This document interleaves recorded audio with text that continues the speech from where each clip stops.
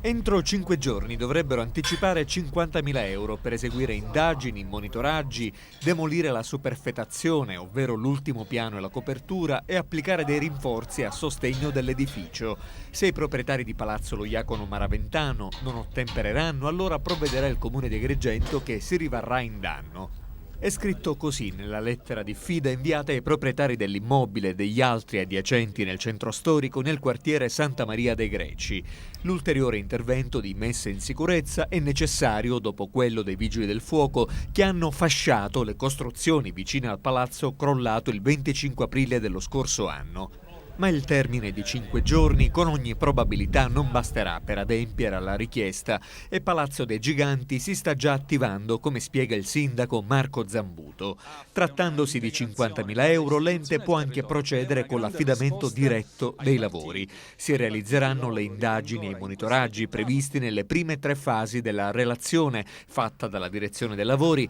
e sarà redatto uno schema esecutivo per il consolidamento della struttura e la demolizione della superfetazione.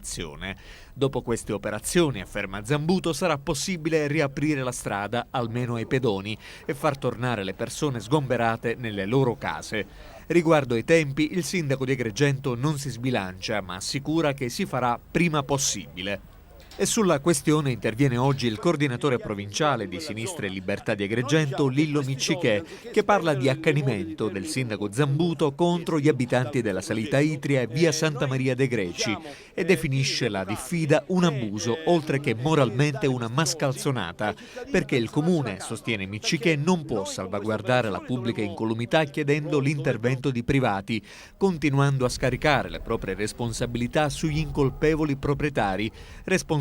solo, si fa per dire, di avere abitazioni confinanti o contigue con quello che è stato il Palazzo Lo Iacono e solo per questo indebolite a seguito del crollo dello storico edificio. Per Lillo Miccichè la responsabilità del crollo del Palazzo Lo Iacono Maraventano è da attribuire soltanto al comune, intervenuto estremamente in ritardo e male, tanto che a seguito del crollo la magistratura ha aperto un'indagine giudiziaria anche a carico del sindaco e per questo è logico ritenere che se il danno è stato provocato dal comune di Agrigento, allora solo il comune deve sostenere le spese. Essendo tra l'altro un monumento storico-architettonico, evidenzia Lillo Miccichè, la sua tutela e salvaguardia spettava e spetta esclusivamente al comune.